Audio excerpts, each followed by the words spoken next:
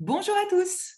Vous êtes nombreux à vous être connectés ce matin à ce webinaire. Donc, merci à tous pour votre participation.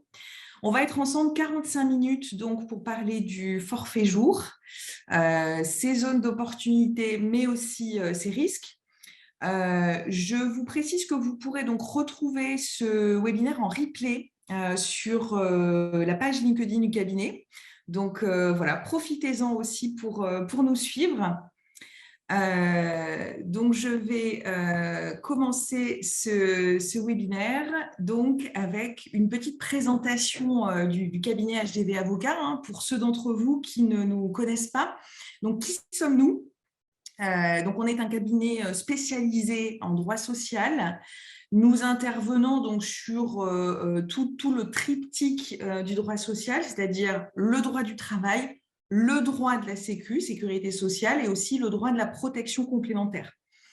On intervient donc chez nos clients pour toutes les problématiques, donc je dirais amont et aval, c'est-à-dire le conseil, le contentieux et puis aussi la formation. En témoignent donc les webinaires qu'on propose chaque mois.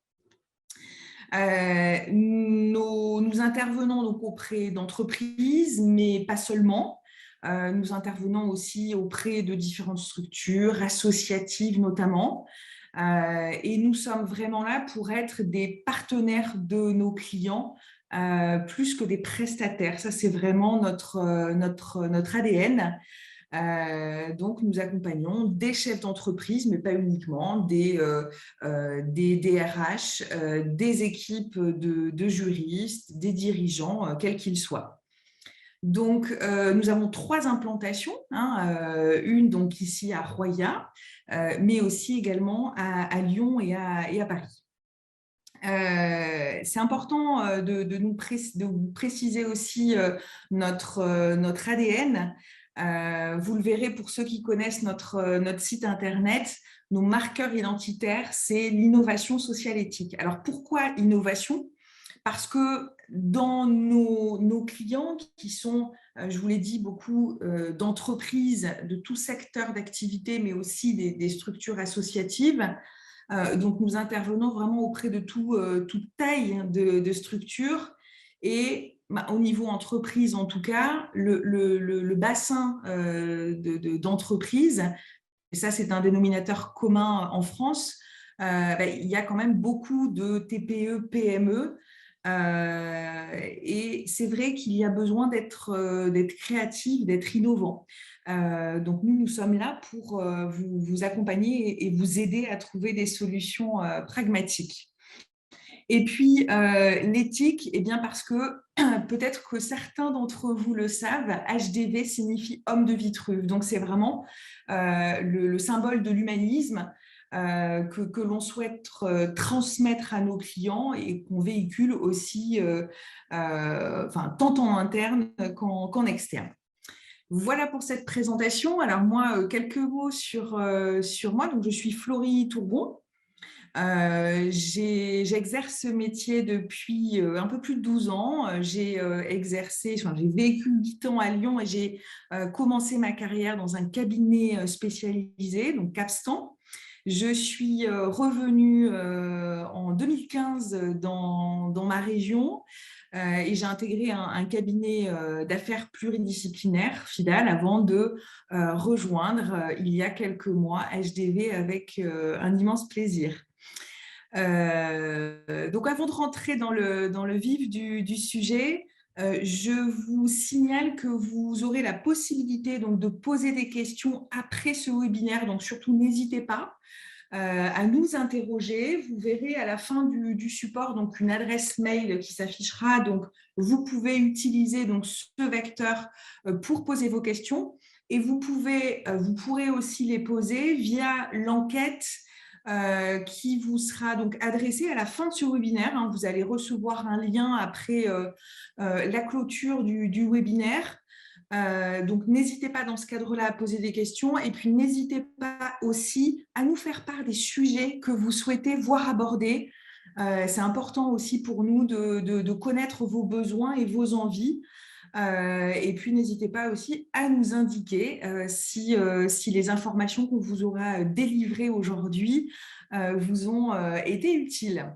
Voilà. Alors, on va commencer à rentrer dans le sujet. Vous l'avez vu lorsque vous vous êtes inscrit, on va aborder aujourd'hui donc quatre points flash pour vous déclencher des réflexes, attirer votre attention sur les zones d'alerte, mais aussi les zones d'intérêt du forfait jour. Donc, on verra tout d'abord, le premier point qu'on va aborder, c'est ce qu'on appelait déjouer les idées reçues. Vous allez voir, sur le forfait jour, il y a quand même beaucoup de préjugés qui fait qu'on a tendance un peu à limiter le recours du forfait jour pour les mauvaises raisons. Donc, c'est pour ça que le premier point, ce sera à qui est destiné le forfait jour, qui peut être concerné par un forfait jour. Ensuite, on verra dans un deuxième temps les prérequis pour le recours au forfait jour. Donc, c'est vraiment des conditions sine qua non de validité du dispositif et ce qui permet aussi sa bonne utilisation et sa pérennité. Ensuite, on verra en troisième point flash donc les intérêts du forfait jour. Vous verrez qu'il y a un certain nombre de points de convergence pour l'employeur et pour le salarié. Et c'est justement la connaissance de ces points de convergence qui va permettre de bien communiquer auprès des salariés sur l'intérêt du forfait jour, sa flexibilité, ce qui va vous permettre aussi de susciter l'adhésion à ce dispositif qui procure quand même beaucoup de souplesse dans l'entreprise. Et puis, le quatrième point, et pas des moindres, on répondra à la question comment on peut faire vivre, comment on doit faire vivre le forfait jour et se prémunir des risques. Alors, on va rentrer donc dans la première partie de ce webinaire. Je vous le disais tout à l'heure dans mes propos introductifs, oui, le forfait jour, c'est un outil de souplesse pour l'entreprise, quelle que soit sa taille. Donc, grande entreprise, TPE, PME, association.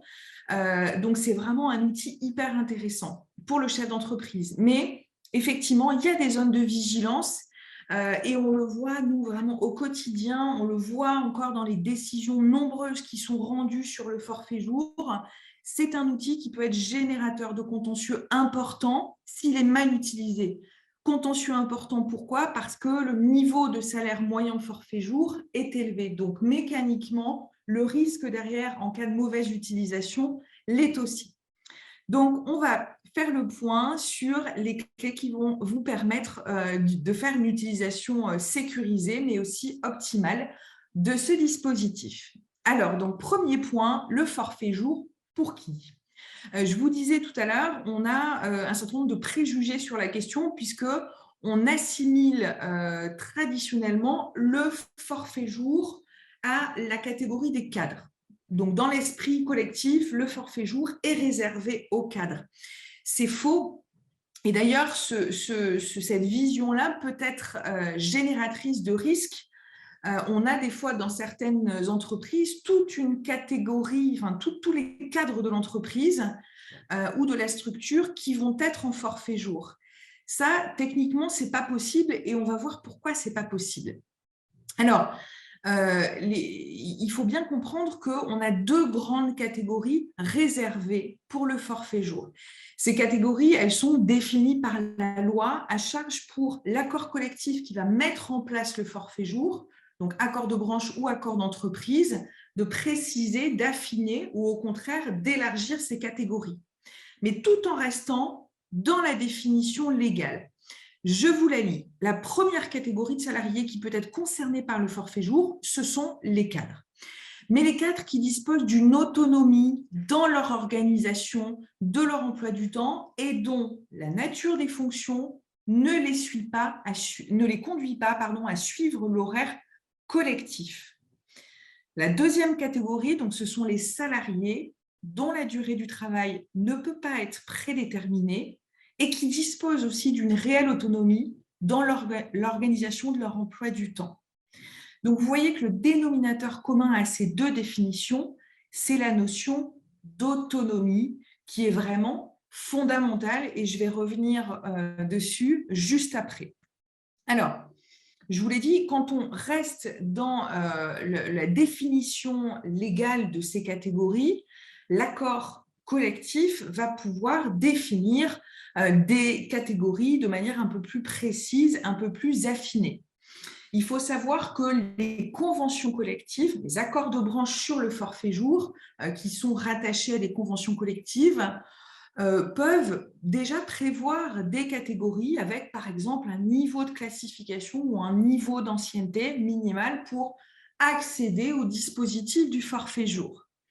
On a la possibilité, si on négocie un accord d'entreprise, de retravailler ces catégories, de s'en émanciper. D'accord ? Donc, il ne faut pas penser que la condition d'entrée qui est fixée par la convention collective est une fin en soi, est un carcan absolument obligatoire. D'accord ? Donc, je vous le disais à l'instant, la notion fondamentale, c'est l'autonomie. L'autonomie, c'est vraiment une condition sine qua non de validité du forfait jour. Alors, l'autonomie, elle a deux versants, c'est-à-dire qu'elle doit se vérifier à la fois dans la fixation de l'emploi du temps, c'est-à-dire la capacité du salarié à fixer son planning, à fixer ses horaires de travail ou à influer sur son planning. Mais l'autonomie, ça peut être aussi une autonomie fonctionnelle. C'est d'ailleurs un critère quand on est en difficulté, en contentieux sur le forfait jour, sur la notion d'autonomie, c'est souvent un critère qu'employeur, on essaie de mettre en avant. Il n'y a peut-être pas une autonomie pleine dans la fixation du planning, mais par contre, il y a une vraie autonomie fonctionnelle, il y a une vraie indépendance du salarié dans la gestion de ses missions, dans la gestion de son activité. Alors, nous, on conseille toujours dans le contrat de travail ou l'avenant au contrat de travail, parce qu'on va voir, c'est un support juridique qui est obligatoire, on conseille toujours, nous, de motiver un peu l'autonomie du salarié. Et il faut savoir d'ailleurs qu'il y a certaines conventions collectives qui imposent de le définir, de le détailler dans le contrat de travail.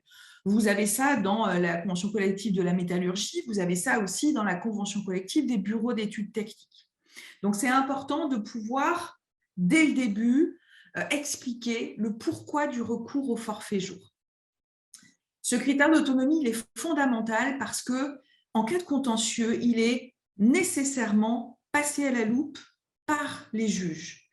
Si un salarié en forfait jour n'est pas autonome, le forfait jour ne tient pas, il sera déclaré inopposable au salarié. Et on aura l'occasion de le redire plusieurs fois à l'occasion de ce webinaire, l'inopposabilité du forfait jour, ça veut dire quoi? Ça veut dire qu'on ne tient pas compte du forfait jour, on fait comme s'il n'existait pas. Donc, conclusion, le temps de travail doit être décompté sur la base de la durée légale, sur la base de 35 heures hebdomadaires. Et donc, dans ce cadre-là, on a dans les contentieux des salariés qui font des chiffrages de rappel d'heures supplémentaires qui peuvent être très conséquents parce que déjà sur les 3 dernières années et parce que, encore une fois, le niveau de salaire d'un salarié en forfait jour est vite assez conséquent. Donc, vigilance vraiment sur la notion d'autonomie qui va s'examiner au travers des fonctions réelles du salarié. Ce qu'on va mettre sur le papier, ce n'est pas suffisant. Ce qui va vraiment déterminer l'autonomie, c'est les missions et les responsabilités que le salarié va avoir en réalité. Alors, l'autonomie, ça ne veut pas dire l'indépendance totale. Pourquoi ? Parce que le salarié qui est en forfait jour, il reste salarié, donc il reste soumis aux liens de subordination, il reste soumis au pouvoir de direction de l'employeur. Donc, c'est vrai que la ligne de partage est assez ténue, mais c'est important de la faire dans la gestion quotidienne d'un salarié en forfait jour. Est-ce que le forfait jour permet d'imposer une présence minimale au salarié, permet de lui imposer de respecter un planning? La réponse est en principe non. Est-ce que le forfait jour permet d'imposer aux salariés une présence à certains moments collectifs, à certaines réunions? Oui, parce que si ces réunions sont nécessaires dans l'accomplissement des missions du salarié, on a la possibilité d'imposer cette présence-là aux salariés en forfait jour. Il reste soumis à des objectifs, il reste soumis à une obligation de rendre des comptes à son employeur. On a un arrêt assez récent de la Cour de cassation, donc de février dernier, qui est assez intéressant puisqu'il s'agissait d'une vétérinaire dans une clinique qui s'absentait un peu selon son bon vouloir, sans prévenir ses collaborateurs. Donc, elle quittait la clinique de manière impromptue et sans prévenir personne. L'employeur l'avait licenciée pour faute grave en lui reprochant ses absences, en lui disant vos absences imprévisibles apportent un trouble dans le fonctionnement de l'entreprise. Ça n'est pas acceptable, donc vous êtes licencié pour faute grave. La salariée conteste son licenciement pour faute grave. Son argument est de dire écoutez, moi je suis en forfait jour, je suis libre dans l'organisation de mon emploi du temps. Donc si j'ai envie de partir à 9h, si j'ai envie de partir à 15h30 et de revenir ou pas à 18h, j'ai la liberté de le faire. Et la réponse de la Cour de cassation est très intéressante puisqu'elle nous dit, et je vous le lis, la convention individuelle de forfait jour n'instaure pas au profit du salarié un droit à la libre fixation de ses horaires de travail, indépendamment de toute contrainte liée à l'organisation du travail par l'employeur dans l'exercice de son pouvoir de direction. Donc, c'est important de faire cette distinction-là entre autonomie et totale indépendance sans contrôle, parce que, encore une fois, le salarié reste soumis au pouvoir de direction. Alors maintenant, on va passer au deuxième point et on va répondre à la question, quels sont les prérequis pour avoir recours au forfait jour ? On va parler donc de la mise en place du forfait jour. Et c'est important d'avoir à l'esprit que le forfait jour nécessite la présence d'un double support juridique. Double support juridique, ça veut dire quoi ? Ça veut dire que le forfait jour doit être mis en place sur le plan collectif et sur le plan individuel. Sur le plan collectif, le forfait jour doit être mis en place par un accord collectif. L'accord collectif, c'est quoi ? C'est soit un accord d'entreprise, soit une convention collective, soit un accord de branche. Donc, dans une entreprise, dans une structure, si on n'a pas d'accord d'entreprise, il est possible de faire une application directe d'un accord de branche sous réserve qu'il soit sécurisé, sous réserve qu'il contienne les mentions obligatoires qu'on va voir juste après. Mais si on opte pour cet appui juridique, on reste contraint parce que l'accord de branche va prévoir, notamment en termes de conditions d'entrée du forfait jour dont je vous parlais tout à l'heure, par exemple un niveau de classification ou d'ancienneté minimum. Donc l'avantage de l'accord d'entreprise, c'est de pouvoir éventuellement se substituer à ce que prévoit la convention collective et qui pourrait être contraignant, et de construire vraiment un dispositif de forfait jour adapté à l'entreprise, adapté à ses contraintes, à ses besoins. Donc ça, c'est le premier support juridique qu'il est absolument indispensable d'avoir. Le deuxième support juridique, c'est le contrat de travail, la source contractuelle. Pourquoi ? Parce que le forfait jour doit faire l'objet d'une convention individuelle de forfait. Cette convention, elle doit être écrite. Le forfait jour ne peut pas se présumer. D'accord ? Une mention du bulletin de salaire sur, je ne sais pas, par exemple, forfait 218 jours ou salaire forfaitisé, ça ne suffit pas. Il faut vraiment un support contractuel qui va être soit le contrat de travail, soit un avenant au contrat de travail si le salarié est passé en forfait jour en cours d'exécution de son contrat de travail. Toute entrée dans le forfait jour, toute sortie du forfait jour par un salarié constitue une modification de son contrat de travail. Donc, doit vraiment faire l'objet de l'accord formel et express du salarié. C'est absolument indispensable. Alors, l'accord collectif sur le forfait jour, je vous disais, il doit contenir certaines mentions obligatoires. Ces mentions obligatoires, quelles sont-elles ? Vous allez voir qu'il y en a plusieurs, mais qui ne sont pas d'égale importance. Ça nous permettra d'aborder la question de la sécurisation des accords. Donc, dans l'accord collectif, on doit évidemment faire figurer les catégories de salariés concernés, on en a parlé tout à l'heure.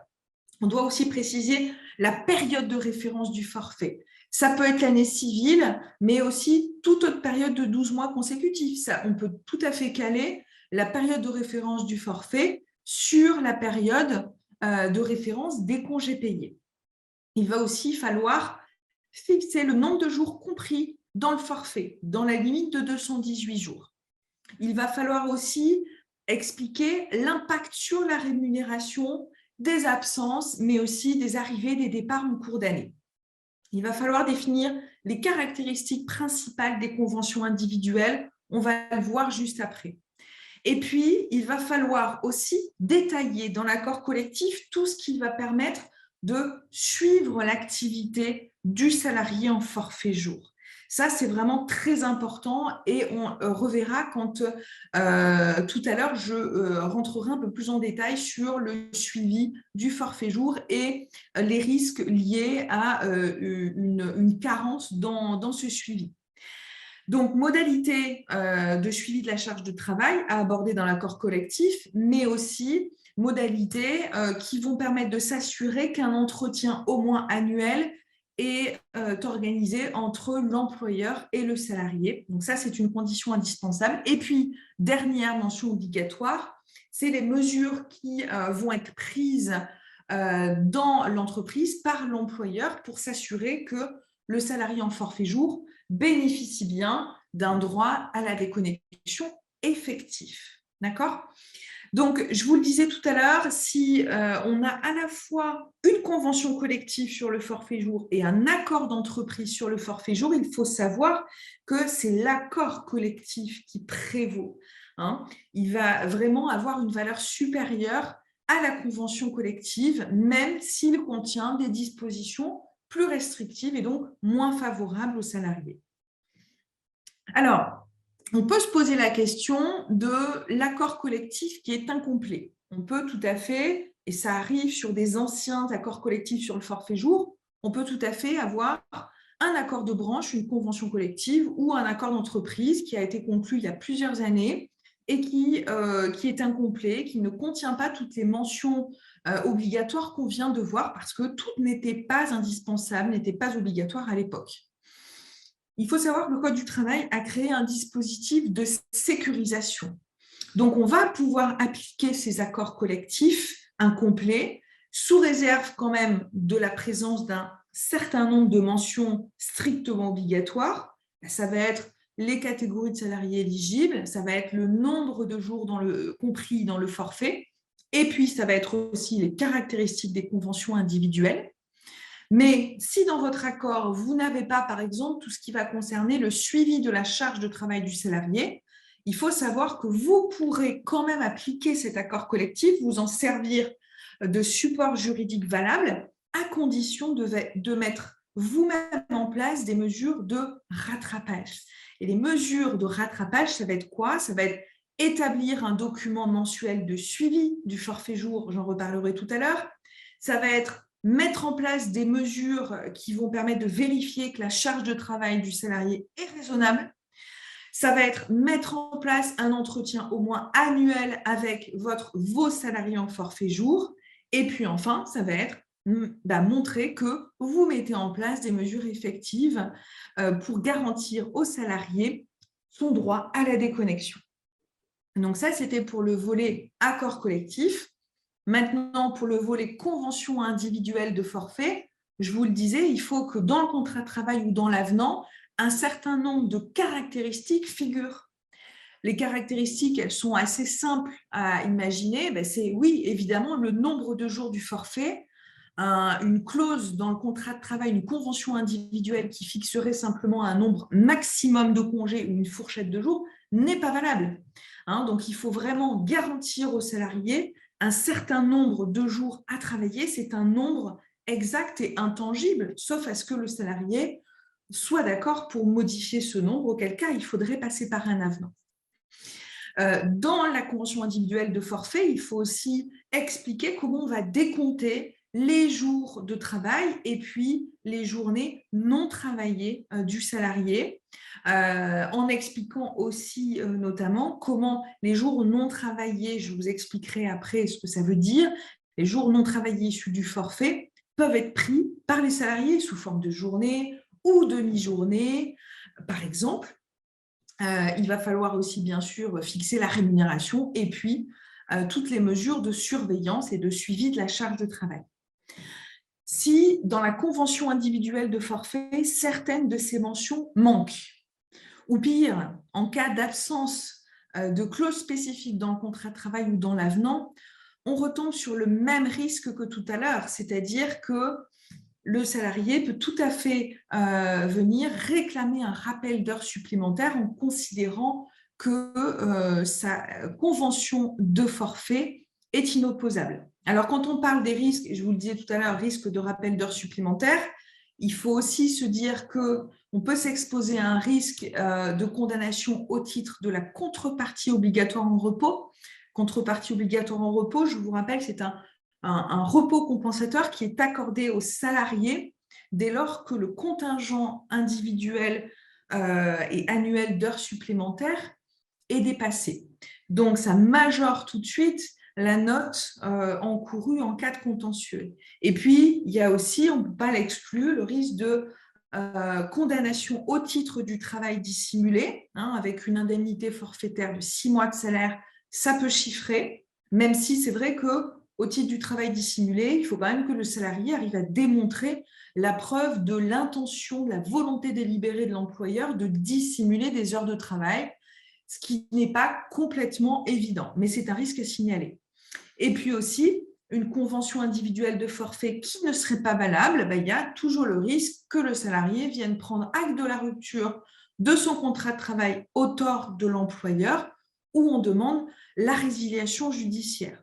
Là aussi, c'est un risque qui n'est pas systématique, qui n'est pas automatique, puisque le salarié doit prouver en quoi sa convention individuelle de forfait non valable l'empêche de poursuivre son contrat, mais c'est un risque qui existe quand même. Pensez également lorsque, si vous avez mis en place donc un forfait jour, pensez à bien consulter le CSE pour ceux d'entre vous qui ont un CSE au titre de la politique sociale. C'est une formalité obligatoire. On passe au point suivant, donc sur les intérêts du forfait jour. Quels sont les points de convergence entre l'employeur et le salarié? Alors bien sûr, côté employeur, vous vous en doutez, le gros intérêt du forfait jour, c'est de sortir de tout décompte horaire. On ne décompte plus le temps de travail en heures, on ne fait plus référence à un horaire de travail, on décompte en jours. Donc, ça veut dire que les salariés en forfait jour vont être exclus de la plupart des règles relatives à la durée du travail. Ils ne sont pas soumis à la durée légale aux 35 heures, ils ne sont pas soumis aux heures supplémentaires, ça c'est l'intérêt phare d'ailleurs pour l'entreprise. Ils ne sont plus soumis aux durées maximales de travail quotidiennes et hebdomadaires. Mais ils restent quand même soumis à certaines règles qui sont fondamentales, sur lesquelles il faut avoir une vigilance. Le repos quotidien, minimum de 11 heures, ça c'est intangible, le salarié en forfait jour doit en bénéficier. Il reste soumis également au repos hebdomadaire de 35 heures, c'est-à-dire 11 heures de repos quotidien plus 24 heures de repos hebdomadaire. Et puis il reste soumis évidemment aux congés payés et aux jours fériés. Côté salarié maintenant, il y a plusieurs garanties qui peuvent présenter des intérêts significatifs pour le salarié. C'est tout d'abord l'intangibilité du plafond. Le salarié doit un certain nombre de jours de travail dans l'année, qui est au maximum de 218 jours. Ça peut être moins si un accord en ce sens a été convenu avec l'employeur. Mais en tout cas, ce plafond de 218 jours ne peut pas être dépassé si le salarié n'est pas d'accord. Donc, ça lui apporte quand même un certain niveau de garantie. Deuxième intérêt non des moindres pour le salarié, c'est le bénéfice de ce qu'on appelle les jours non travaillés. On appelle aussi dans la pratique des fois jours de repos. Pourquoi? Parce qu'en fonction du positionnement des jours fériés dans l'année, il faut savoir qu'un salarié en forfait jour acquiert entre 8 à 11 jours non travaillés dans l'année. ce qui revient à peu près à faire bénéficier du salarié en forfait jour d'un nombre de semaines de congés par an qui n'est plus de 5 semaines de congés, mais plutôt de 7 ou 8 semaines selon le volume de forfait, du forfait défini. Donc ça peut être très intéressant pour le salarié de dégager un volume de jours de repos, de jours non travaillés par an qu'il va pouvoir utiliser quand même un peu à loisir sur lesquels il aura de la souplesse et de la flexibilité. Et puis, le dernier intérêt, mais là, on voit bien que c'est un point de convergence avec l'employeur, c'est que le passage en forfait jour ou l'entrée dans le forfait jour, si c'est une embauche, est souvent vécu comme un outil attractif, un outil de promotion. Donc ça peut être intéressant aussi sur l'aspect social, sur l'aspect humain. Autre garantie pour le salarié, c'est en matière de rémunération. Pourquoi ? Parce que il y a un double niveau de garantie.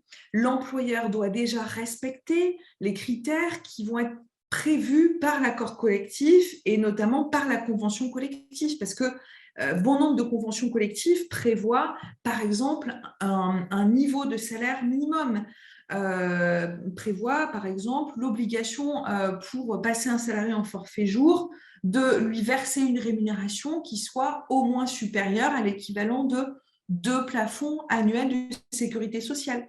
Vous avez aussi des conventions collectives qui imposent un certain niveau de salaire avec une majoration de salaire qui peut être de l'ordre de 20 ou 30%. Donc ça, c'est bien sûr très attractif pour le salarié.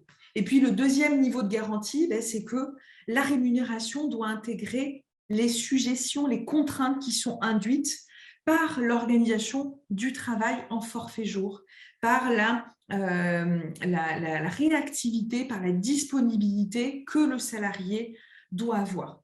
La question de la rémunération, c'est d'ailleurs un point important de discussion lors de l'entretien annuel entre l'employeur et le salarié. Alors, je vous le disais tout à l'heure, le forfait peut être dépassé, mais pas sans garantie, puisqu'il va falloir l'accord formel du salarié pour renoncer en fait à une partie de ses jours non travaillés. Donc, il va vraiment falloir ouvrir un espace de discussion, de négociation avec le salarié si on a besoin que son forfait soit dépassé.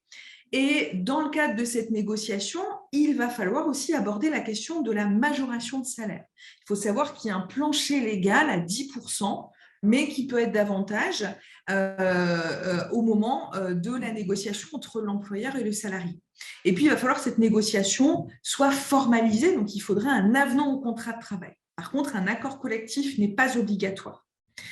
Le dépassement du forfait, on peut le faire, mais dans une certaine limite.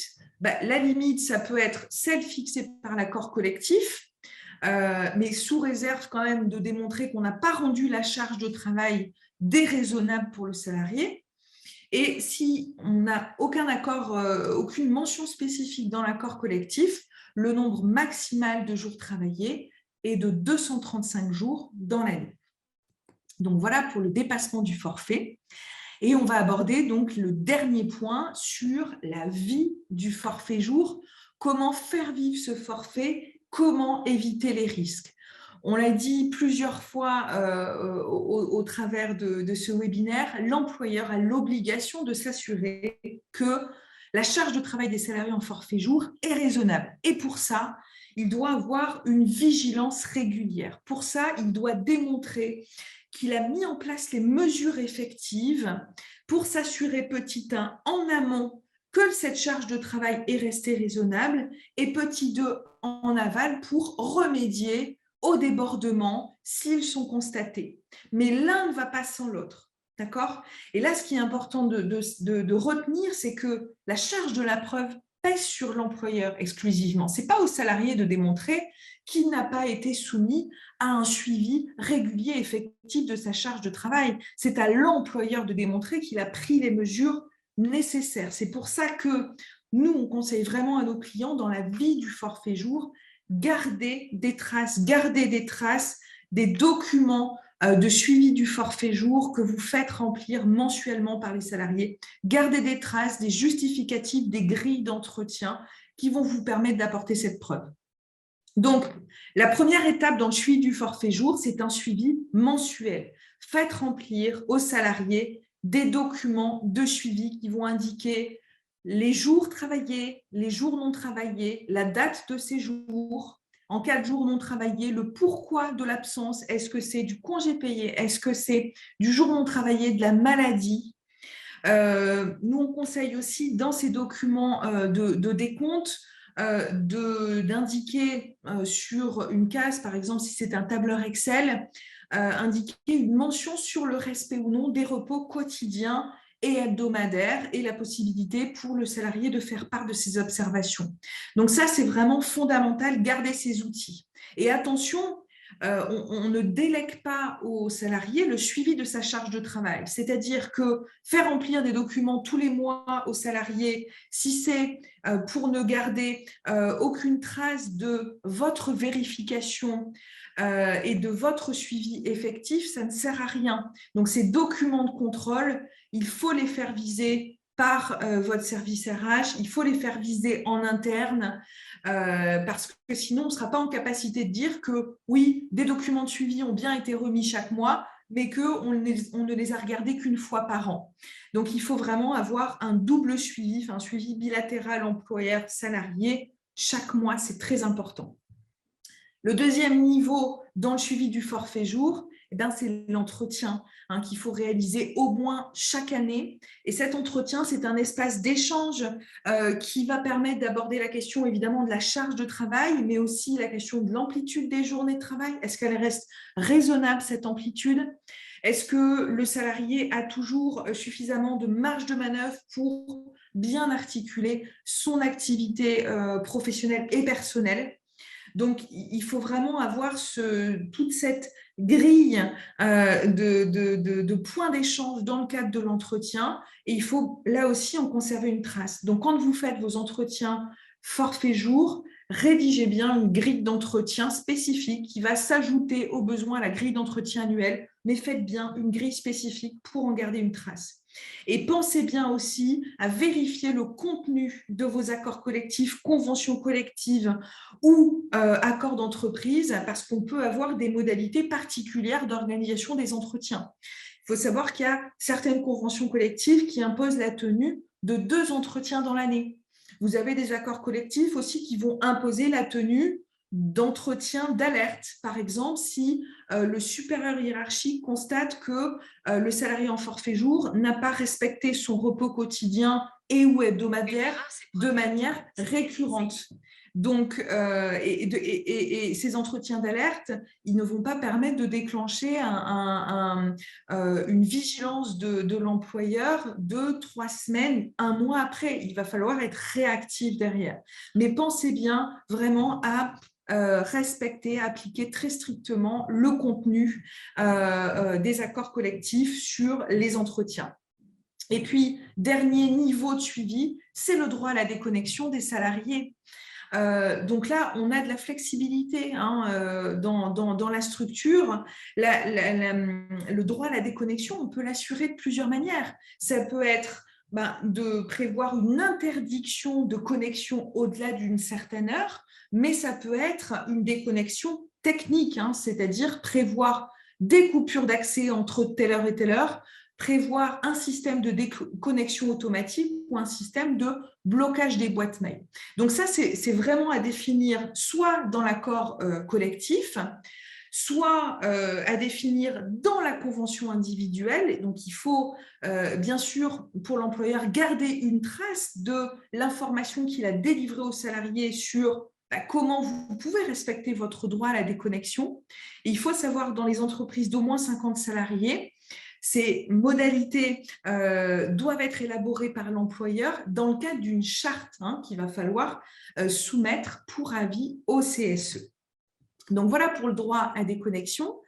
Et donc, on va terminer par des exemples de décisions qui sont intervenues très récemment encore sur la question du forfait jour.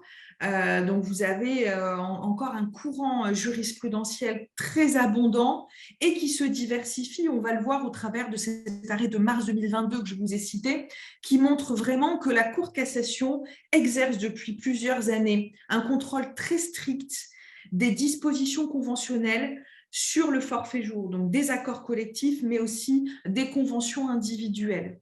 Elle va considérer que ces dispositions sont insuffisantes à partir du moment où l'employeur n'est pas en capacité de démontrer que des mécanismes de suivi effectifs et réguliers ont été mis en place et que ces mécanismes permettent de vérifier vraiment que la charge de travail reste raisonnable et que, en cas de dérapage, en cas d'alerte, l'employeur a pu réagir efficacement.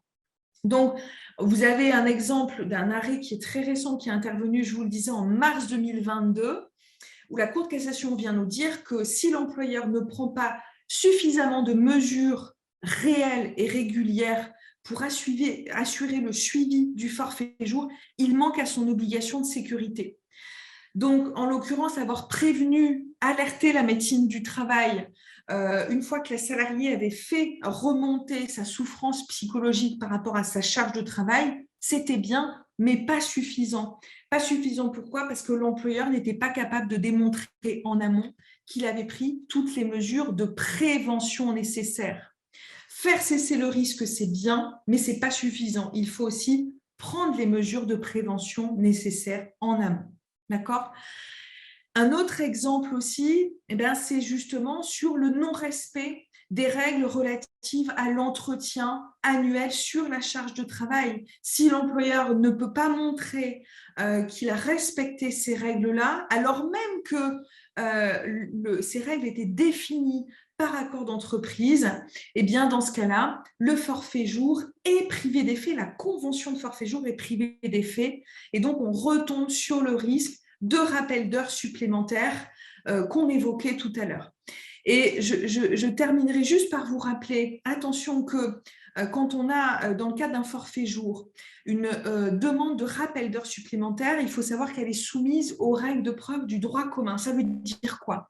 Ça veut dire que la charge de travail, la charge de la preuve, ne repose ni spécifiquement sur l'employeur, ni spécifiquement sur le salarié. Mais si le salarié, et c'est ce qui se passe dans le cadre des contentieux, apporte des éléments pour expliquer que telle semaine, tel jour, en fait, il a fait des heures supplémentaires, il a travaillé plus que la normale, et que nous, côté employeur, on n'est pas en mesure d'apporter des éléments contraires, on n'est pas en mesure de répondre à cette demande par des preuves matérielles, dans ce cas-là, on encourt les risques qui peuvent être conséquents et que j'évoquais tout à l'heure. Alors voilà, j'en terminerai donc sur cette présentation, sur ce webinaire sur le forfait jour. Vous l'aurez compris, il y a des zones de risque, mais il y a aussi de belles zones d'opportunité. Donc, n'hésitez pas à revenir vers nous, à nous poser des questions si vous avez besoin. Vous pouvez nous contacter donc, via l'adresse mail qui s'affiche, mais aussi via l'enquête, je me permets de vous le redire, qui va vous être envoyée.